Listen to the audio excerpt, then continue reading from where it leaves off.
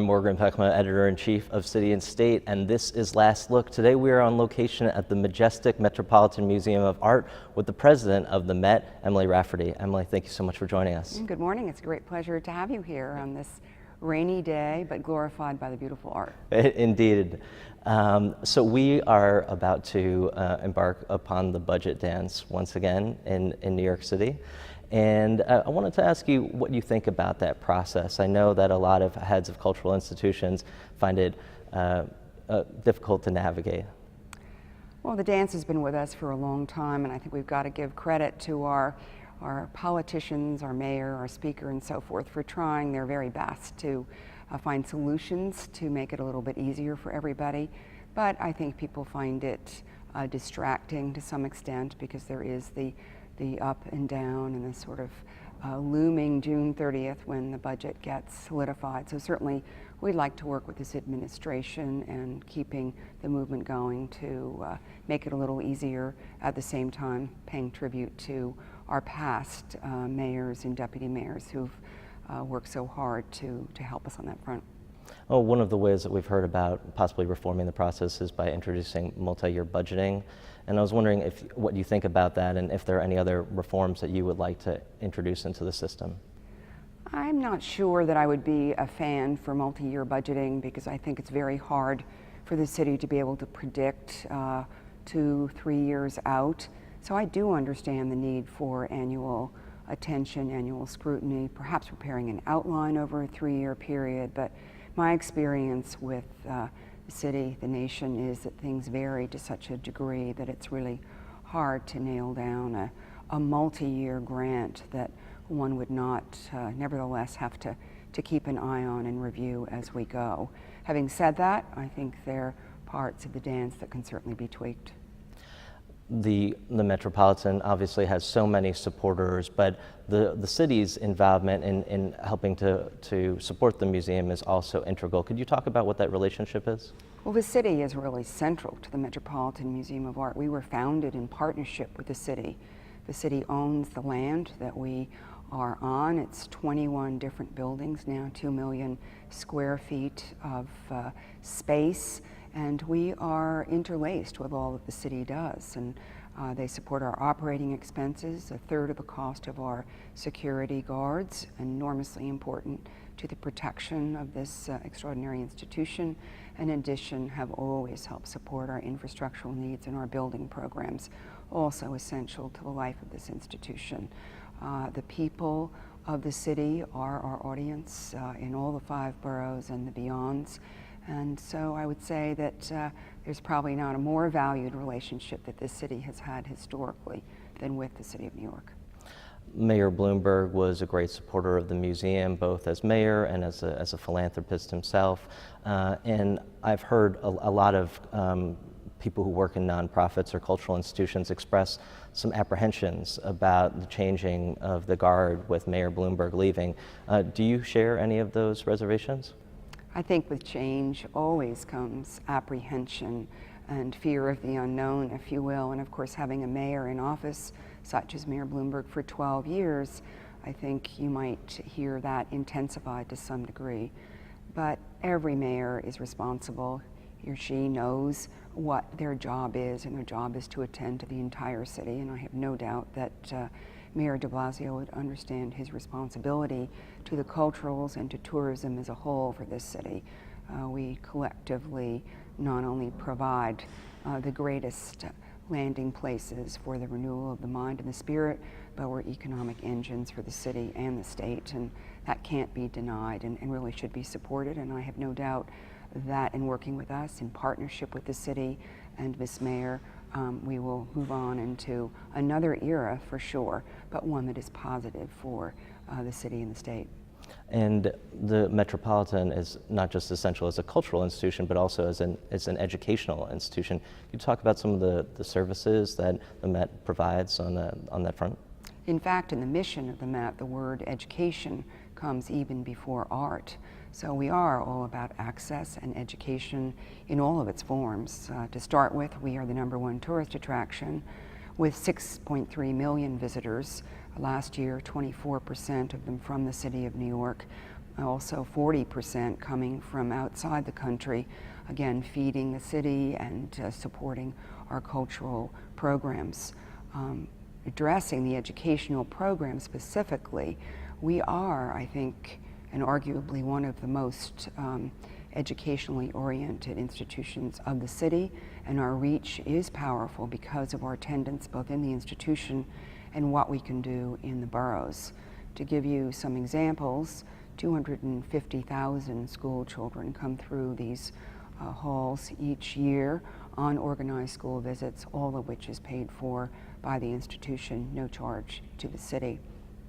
Above and beyond, I would just add accessibility into the community of disabilities, and we are very active in these areas, addressing dementia, autism, the hearing impaired, the sight impaired, very ill patients from the young to the very old, both in this museum and also reaching out into communities to be active there as well in all the 5 boroughs, and those numbers track into the thousands. So yes, education, key to our mission.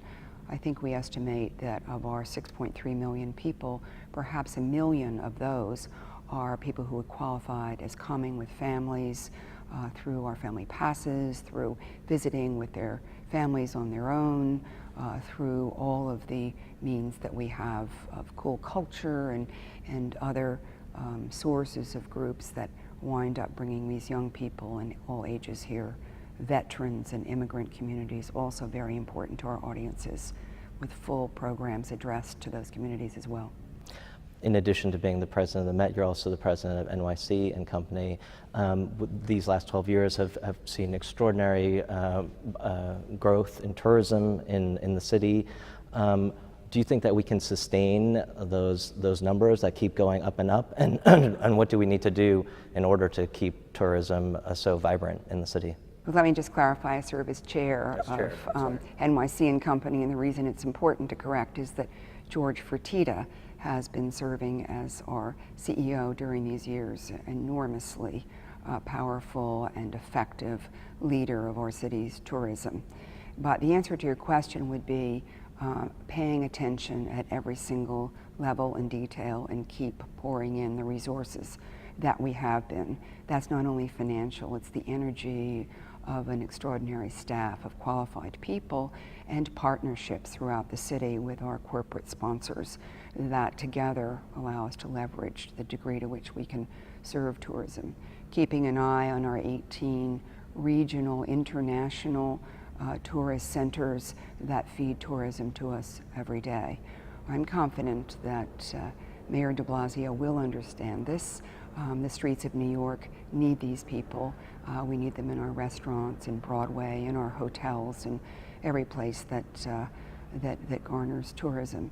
So I don't think it will just happen on its own. I think it will need powerful leadership, effective leadership, and I think it will be necessary for us to continue to attract the talent that can make it happen. It will need all that, and it will need the financial resources of the city as well. And when you go and speak before the city council and the upcoming budget hearings, I mean, what is the argument that you're going to make? I mean, obviously the Met is so integral to the city, but is it just a matter of sustaining the current level of funding, or is it necessary to increase the funding for our cultural institutions? For cultural institutions, they will always offer the finest quality of life to the 5 boroughs of the city of New York. And so that would of course be a story that we would continue to tell both anecdotally and according to the specifics of the economic engine that these institutions offer to the city's coffers.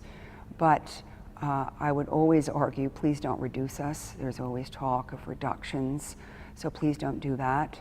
And if possible, enhance the support that you are giving us. And that can be in capital spending. Our buildings are all in need of structural improvements. In some cases, we will be having capital campaigns. We're going to want the city to help us build new facilities that, again, will serve the city of New York. So we will be arguing on all these fronts. And it won't only be about money. It will also be about the ease of making things happen in the city, help us with landmarks, help us with the DOB, help us with all of the permits that we need to do what we do. We've been very fortunate in working in a city that for us, this has been a positive experience, and we want that to continue as well. Closely for us, our parks and culture, but the reach is beyond as it is for all of the culturals. And we just celebrated the 100th birthday of the Federal Reserve Bank. And I know that you are the chair of the New York Fed, and you wear these three very interesting hats. And I was wondering, what is the relationship for you just personally between your work at the Fed, your work at the Met, and your work with NYC and Company? The simple word is people, all extraordinary people to work with, each in their own skill sets, but each very much dedicated to what they do to help the public sector. And that's what it's about for these people. At the Fed, it's obviously people very focused on the economy, but they care deeply. They are learned people. They are very skilled people. They share their knowledge. The board works very hard in making sure that their areas of the community are well represented, and that the Fed in Washington knows what's going on in our sector of New York State and New Jersey and Long Island. We've talked about NYC and Company. They're an extraordinary group of people, also very skilled, very human, very dedicated to the public sector. And here at the Met, the finest in scholarship, in research, in curiosity, in loving what they do, a willingness and a wanting to share their knowledge with the audiences that come through here, and attention to excellence in a way that I've always strived for, and in fact all of these three institutions that I have the pleasure of serving, most of them, most of the time, achieve it. Emily Rafferty, thank you so much for joining us. You're very welcome. And that's it for this episode of Last Look. For more episodes, please join us on the web at cityandstateny.com.